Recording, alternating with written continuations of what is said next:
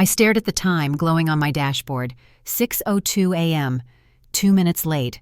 Not a tragedy, not really, but somehow it felt like a warning, like a tiny crack in the windshield before the whole thing shatters.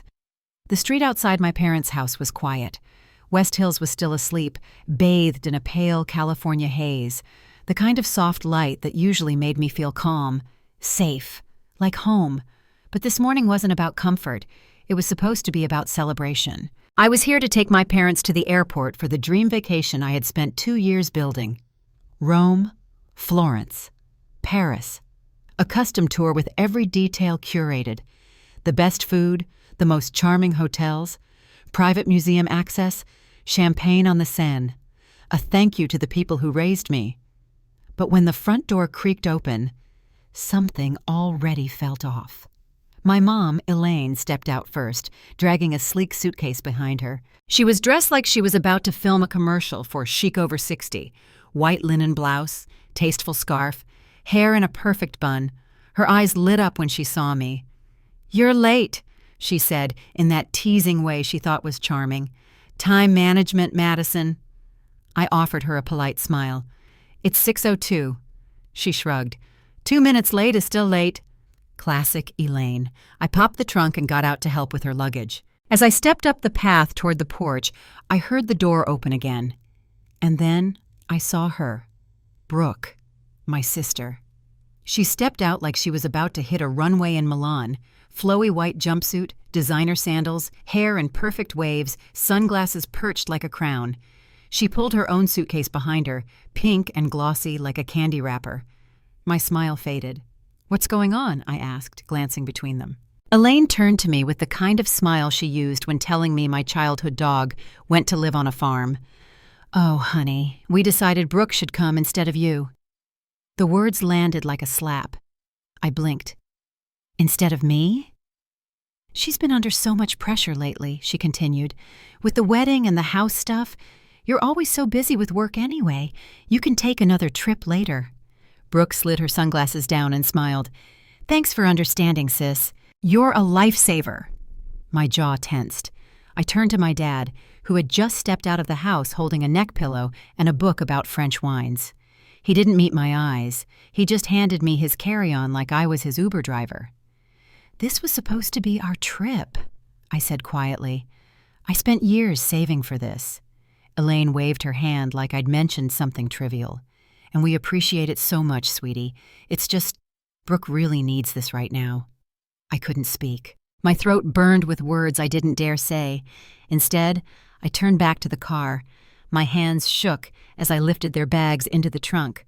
Brooke tossed her purse into the back seat like she owned the damn car. "You're seriously the best," she said. "I'll owe you a souvenir." I nodded stiffly and slid back into the driver's seat, my heart pounding. No music, no small talk, just the sound of Brooke's voice filling the silence. "Oh my gosh, Mom," she said, scrolling through her phone. "Did you see that TikTok about the flea markets in Paris? I'm going to find so many vintage bags." Elaine giggled. "That sounds lovely." We. They kept saying we like I was still part of it. My dad cleared his throat. "Thanks for driving us, Madison. I know this must feel unusual." I stared straight ahead. "Unusual? Sure." Brooke leaned forward. "You're not mad, right? This is really big of you, letting me go in your place. I mean, I couldn't have done this without you." I didn't answer. By the time we pulled up to LAX, my patience was threadbare. As I helped them unload, Elaine gave me a quick hug. "Thank you again, sweetheart. This means so much to us, and to Brooke." "Of course," I said, voice flat. Brooke beamed. "You're the best big sister ever." They walked off, rolling their bags into the terminal. I stood there for a moment, watching them disappear, and something inside me broke. The drive home was a blur. I parked in my driveway, engine still running, and just sat there. Hands gripping the steering wheel, knuckles white. I thought about every overtime shift, every sacrifice, every time I'd skipped a weekend getaway with friends to save a few $100 for this trip. I'd spent 2 years building something beautiful, something meaningful. And they handed it to Brooke like it was nothing. Like I was nothing. I finally stepped out of the car and stormed into the house. My laptop was still open on the counter, browser tabs lined up like loyal soldiers, Expedia, Viator, booking confirmation emails, restaurant reservations. I stared at them. And then I sat down. Click, cancel. Click, refund. Click. No longer available. Every hotel, every tour, every dinner, gone. I didn't do it in anger. I did it in clarity. Because if they didn't want me on the trip, they sure as hell weren't going to enjoy it without me. When the final confirmation email pinged into my inbox, I closed the laptop and leaned back in my chair. And for the first time in weeks, I exhaled. It started 6 hours after their plane landed in Paris. I was still in pajamas, curled on my couch, cat on my lap, sipping lukewarm chamomile tea when the first call came through. Then another and another. I didn't answer. Instead, I scrolled through the barrage of notifications lighting up my screen like fireworks. Mom. Madison, something's wrong. The hotel says there's no reservation under our name. Please call me. Dad. We're at the front desk. They can't find anything. Did something happen? Brooke. This isn't funny. We're literally stranded. You need to fix it. Now. I set the phone down, face down on the coffee table, took another sip of tea, let the silence bloom around me like a flower. For once I wasn't the one panicking, and it felt peaceful. A few minutes later, my phone buzzed again, voicemail from my mom. Madison, we're standing here in the lobby of the Grand Étoile, and the clerk says there's no reservation under our name. Brooke's luggage is missing. We're exhausted. Please call the hotel and straighten this out. You must have booked it under your account. Of course I did. I booked every damn thing, and now I had unbooked it. They were standing there in their vacation clothes, in a foreign country, assuming I'd still come running with a fix, assuming I'd always be there. Spoiler alert, I wasn't. I muted my phone and opened my laptop. The spreadsheet was still open on my desktop. Porter Family Eurotrip, V12, final, real final version. It used to be my pride and joy. I clicked through the tabs. Paris, Florence, Rome, each one once bursting with hyperlinks, itineraries, color-coded travel tips. Now, they were empty fields. I'd gutted the entire thing. I looked at the Extras tab, where I had notes about surprise anniversary treats, a bottle of Moet for Mom and Dad in Florence, a custom dinner in Tuscany under candlelight. Gone, all of it. The thing is, I didn't feel cruel. I felt clean. That afternoon, Lena came by. She walked into my apartment like it was her second home, balancing a tray with 2 bagels and a bottle of oat milk cold brew. Okay, she said, kicking off her sandals. I need the update. I handed her a mug and flopped next to her on the couch. They're blowing up my phone, I said. They just landed and found out there's no hotel, no reservations, nothing. Her face lit up with delight. You canceled it? Every last detail, I said. Damn, girl. She grinned.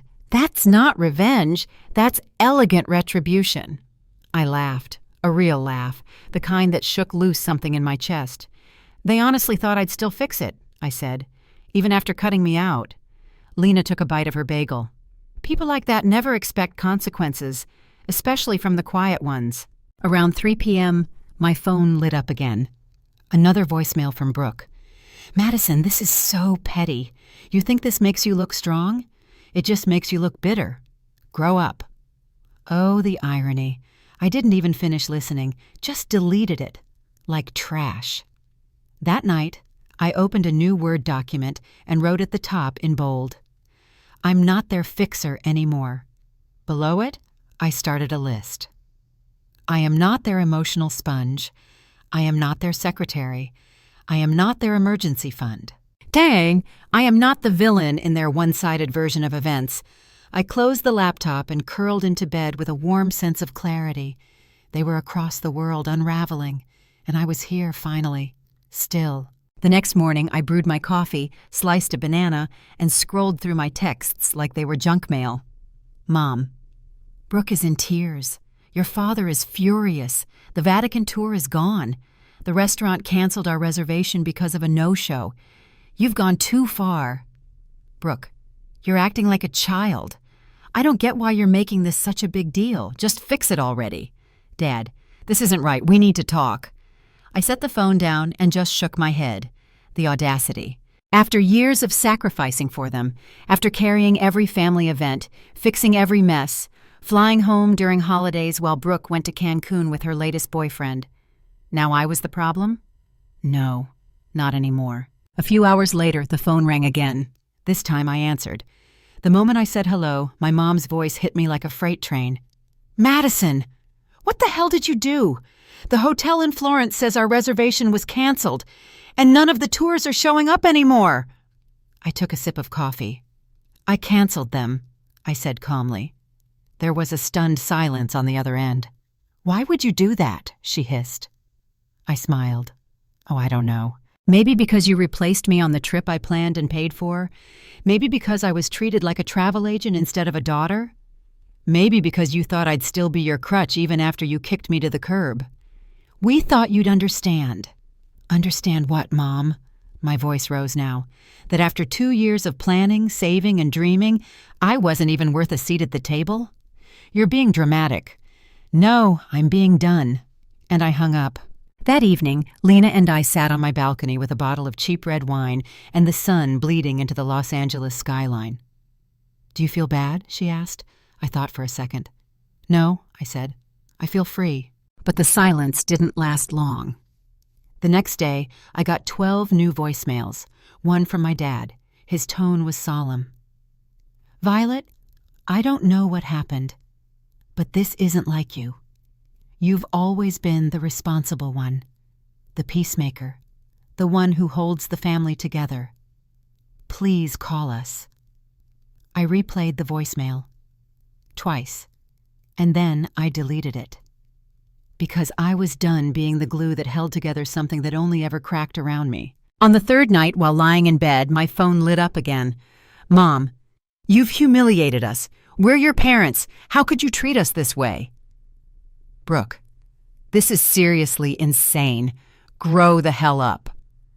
Dad, we need to fix this. This isn't how family works. And in that moment, I realized something. They didn't miss me. They missed the benefits of me. They missed the planner, the wallet, the peacekeeper, the fixer. They didn't miss Madison, the person. Because if they had valued me, they wouldn't have cut me out in the first place. So I brewed some sleepy time tea, I turned my phone off, and I let the silence return. This time, I didn't feel guilty. I felt grounded. I felt powerful. Because I had finally broken the cycle, and the world didn't end. They came back early, 3 days earlier than planned. I wasn't surprised. If anything, I had been waiting for it. Their grand European escape, flights, luxury tours, elegant hotels, had become a maze with no exits, no reservations, no itinerary, no help, no me. I was sitting on their front porch when the taxi pulled up. It was early afternoon in West Hills, sun high and merciless. I sat cross-legged on the old porch swing with an iced coffee in hand, sunglasses on, a paperback I wasn't really reading in my lap. The car doors opened, suitcases scraped against pavement. And then I saw them. Mom stepped out first, Elaine, and she looked wrecked.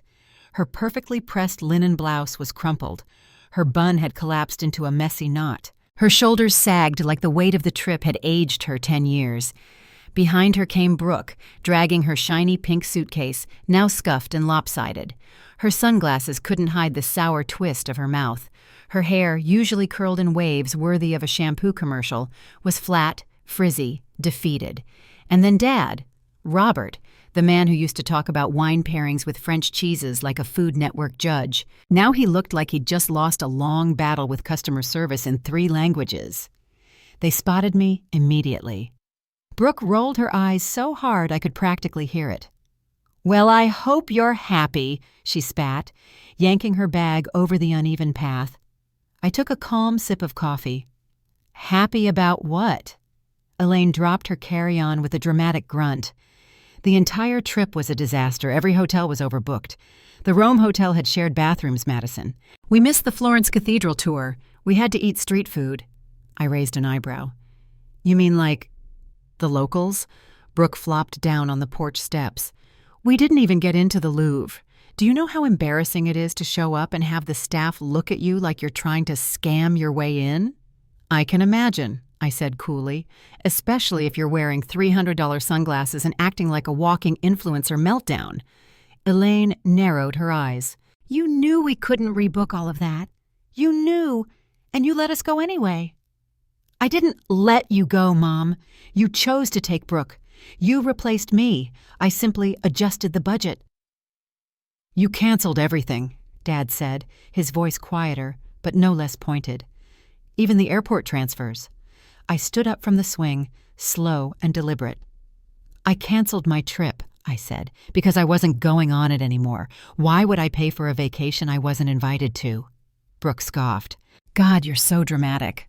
I took off my sunglasses. And you're so entitled. The words hit like cold water. Elaine blinked. We never meant to hurt you. Intent doesn't erase impact, I snapped.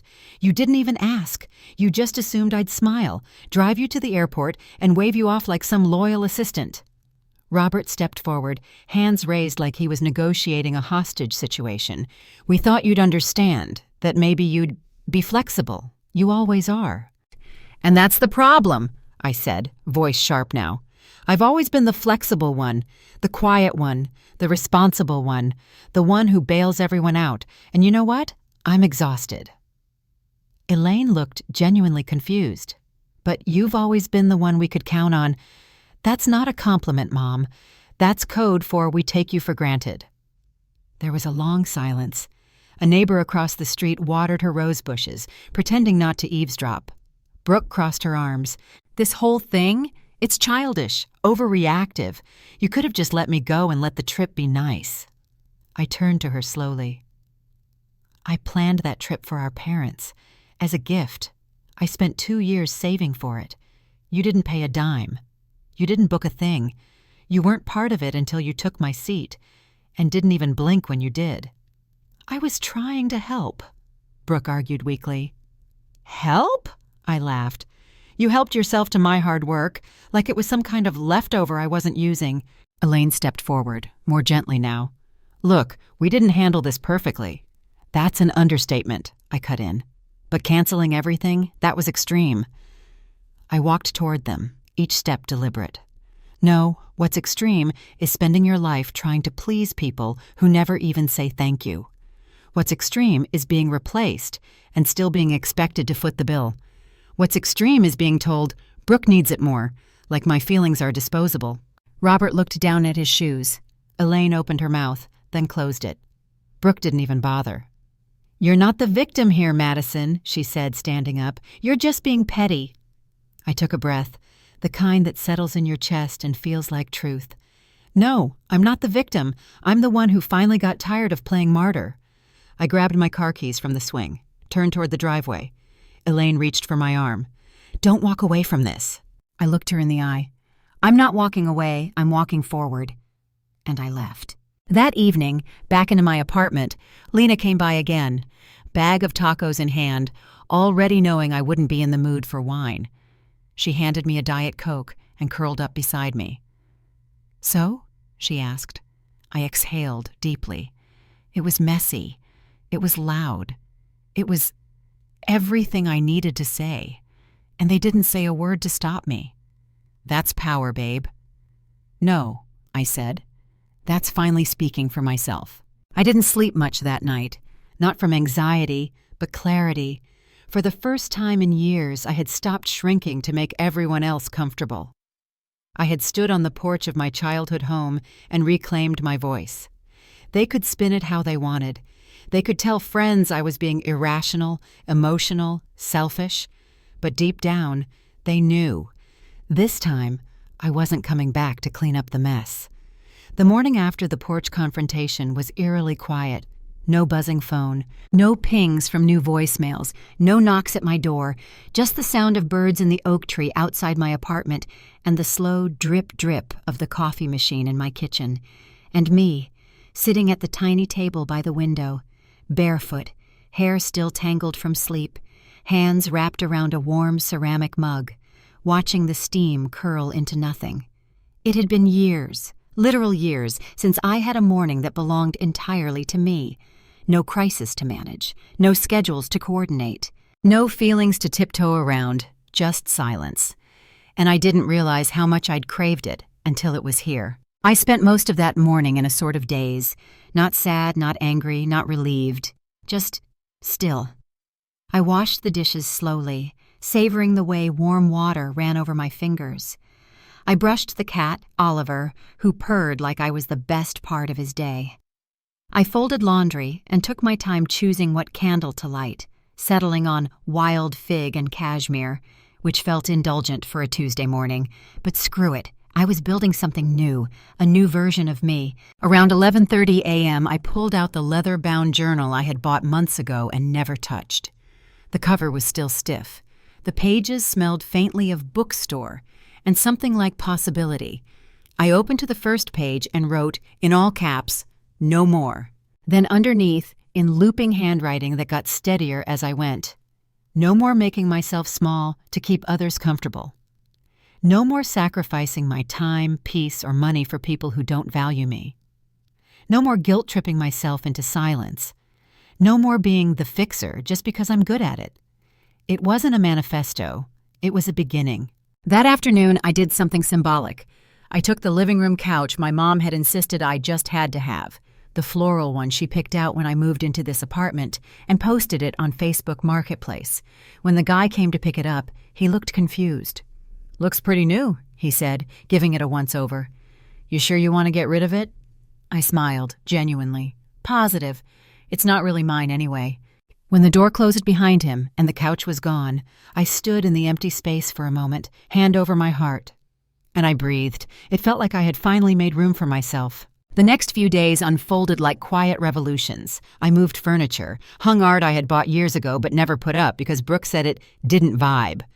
I rearranged my kitchen cabinets, put my favorite mugs where the wine glasses used to be. I played Billie Holiday at night while journaling. I danced around in my pajamas just because I could. I ate dinner on the couch watching reruns of shows I loved and no one else understood. And every day I wrote one truth I had never given myself permission to believe. I am not selfish for setting boundaries. I am not dramatic for feeling pain. I am not cruel for saying no. On Friday afternoon, my phone lit up again. A text from Mom. "We've been thinking about what happened. Maybe we didn't handle things well. We love you. Can we talk when you're ready?" I stared at the message for a long time. I didn't delete it, but I didn't answer either, because I wasn't ready. And for once, that was okay. Saturday came, and with it, the sunshine Los Angeles does best.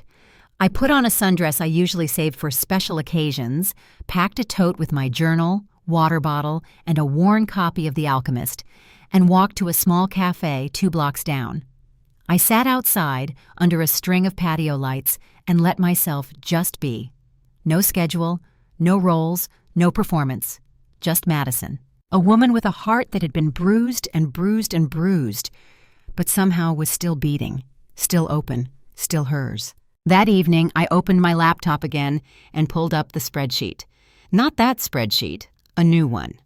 Solo Trip Ideas, Madison Only was the title. I filled in the first column. Italy, Greece, Portugal, the south of France, train routes, hostels, villas, cooking classes, boat rentals, itineraries with no one else's name on them. I booked a one-way flight to Rome for 3 weeks out, economy class, middle seat, no frills, but it was mine. Lena dropped by that night. She found me on the floor of my living room, surrounded by paint swatches and IKEA instructions with hair in a messy bun and glitter nail polish half done on my left hand. "You look different," she said, eyebrow raised. "Better?" "Free," she replied. "You look free." I laughed. "Feels about right." She plopped down next to me with 2 LaCroix and a smug smile. "Okay, so now that you're no longer the family fixer, who the hell are you?" I looked at her, then at the mess of half-finished projects around me. "I don't know yet," I said, but I think I'm finally going to find out. Later that night, I sat on my balcony with a blanket wrapped around my shoulders. The moon was out. Oliver curled up by my feet. The world was soft and quiet again. I thought about how much of my life had been shaped by trying to be easy. The daughter who didn't complain, the the sister who made things work, the employee who said yes to everything. And for what? Approval? Love? Some mythical gold star for being endlessly useful? No more. Now, I would build a life where I didn't have to earn rest, where my value wasn't tied to my sacrifices, where saying no was not rebellion, but self-respect. I whispered the words into the night like a prayer I had just remembered. I deserve peace. I landed in Rome on a Wednesday morning, jet-lagged, slightly dehydrated, and grinning like I was drunk on possibility. The air hit me as soon as I stepped outside the airport terminal, warm, citrusy, and ancient. It was a smell I couldn't name, but it somehow felt like beginning. This wasn't the version of the trip I had once planned in a shared spreadsheet. There were no family color-coded itineraries, no printouts, no tightly packed agendas. Just me. One suitcase, one round-trip ticket, one soul, finally unburdened. The cab driver didn't speak much English, and I didn't speak much Italian, but we both understood smile, sunlight, and the universal language of, "It's okay." He dropped me off in Trastevere, a winding cobblestone neighborhood that felt like a village tucked inside a painting. My Airbnb host handed me the keys with a kiss on each cheek and a list of places to avoid tourists. There was no itinerary, no one waiting on me, no one to impress. And still, I felt more alive than I had in years. The next few days were a blur of beauty in its simplest form. I wandered without GPS. I got lost in alleyways painted with vines and laundry lines. I ate gelato every day, sometimes twice. I ordered pasta with words I barely understood and trusted the universe to feed me something good. It always did. I scribbled poems on receipts, took photos of cracked shutters. And one night I sat at a small bistro in Florence, red wine in hand, ravioli on my plate, and laughed at a joke the waiter made in broken English. I laughed like I wasn't the girl who'd once sat outside Terminal 4, watching her family walk away. I laughed like I belonged, because I did, to myself. One morning I took a train to Venice. It rained. Not hard, just enough to gloss the stone streets like silver. I bought a small gold ring from a woman with a crooked smile and hands stained in metal polish. Inside it was engraved with 3 words, "I choose me." I slid it on my middle finger. Not to flip the world off, but to remind myself who I'd never abandon again. I didn't cry on the trip. Not once. Not when the train from Naples was late. Not when I missed the Uffizi tour I'd forgotten I booked. Not when I saw families laughing together at piazzas. Because I wasn't sad anymore. I wasn't lonely. I was free. By the time I flew home, I felt like I had been cracked open and rewritten in another language. My apartment felt different. The walls looked warmer, the air softer. Or maybe it was just me. There were voicemails waiting. Mom, we've been thinking about you. We hope your trip was good. Maybe we can talk soon. Dad, just checking in. Your mom and Brooke have been talking. We miss you. Brooke. No voicemail, just a text. Hope Europe was everything.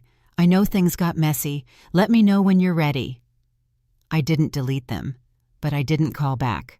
Because ready wasn't something I owed them. Ready was for me to decide. The weeks that followed were quietly transformative. I joined a Saturday hiking group and learned the names of the trees I used to ignore. I signed up for an Italian class, not because I needed it, but because I wanted it. I opened an Etsy shop for my watercolor prints, the ones I used to hide in drawers. I bought a new couch, mid-century, velvet, navy blue. No one helped me pick it out. It felt like mine. One Sunday evening, Lena called. "So," she said, "now that you're not the family fixer anymore, who are you?" I looked around at my apartment, at the sunlight pouring in through the windows, at the cat purring on my lap, at the quiet that no longer scared me. "I don't know yet," I said, "but for the first time, I'm not afraid to find out." That night, I lit a candle. The same one I had burned the morning after the trip imploded. I sat with my journal and wrote, "They may never fully understand the damage they caused, but I no longer need their understanding to be whole, because I finally chose myself, and that will always be enough." The next morning I woke up early, made coffee, opened the blinds. The world was quiet again. But this time, it didn't feel empty. It felt like space I had carved out for myself, with purpose. No longer living to be chosen, no longer begging to be seen, no longer auditioning for love that should have been given freely. Now, I was the lead in my own life, not the supporting act. Sometime later, weeks, maybe months, I met my family again. A brunch, neutral ground, polite, cautious, different. They were softer. I was firmer. We talked, a little. We listened, a little more. No dramatic apologies, no swelling music, just honesty. I told them what I needed moving forward. They said they'd try, and that was enough, for now. Because I knew, whether they changed or not, I had.